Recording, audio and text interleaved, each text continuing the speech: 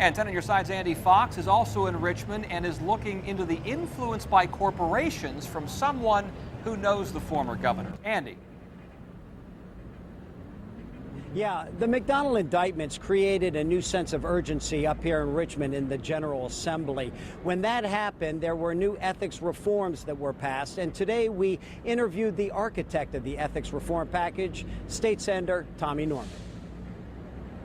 Fundamentally, I think he is an honest man. Old-time Bob McDonnell friend, State Senator Tommy Norman, thinks he knows a little bit about how all of this happened to Bob McDonnell. I think that perhaps he may have gotten a little overwhelmed with some of the national attention.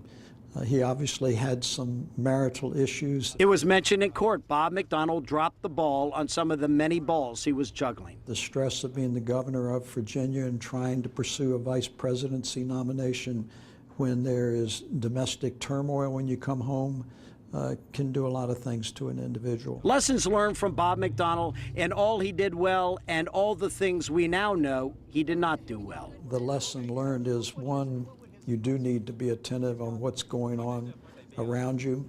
There is always someone out there or some group out there that would like for you to be supportive of their product or their legislation, and you just need to be very wise and sensitive, and you need to be able to distinguish between those who really are personal friends and those who are using the guise of personal friendship to try to influence you to do something legislatively.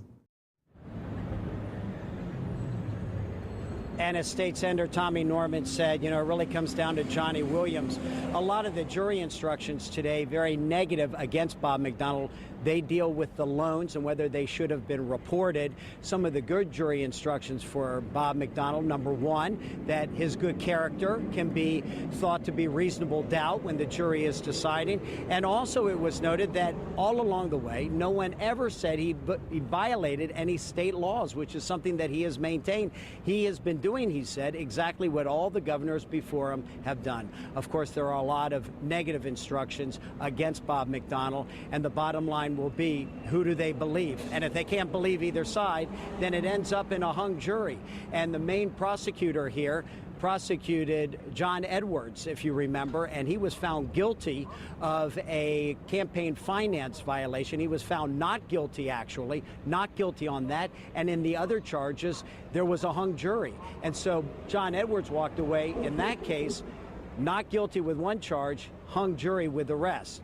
Everyone up here wondering how this jury will end up. Will they come back for or against Bob and Maureen McDonnell, or will it too end up in a hung jury?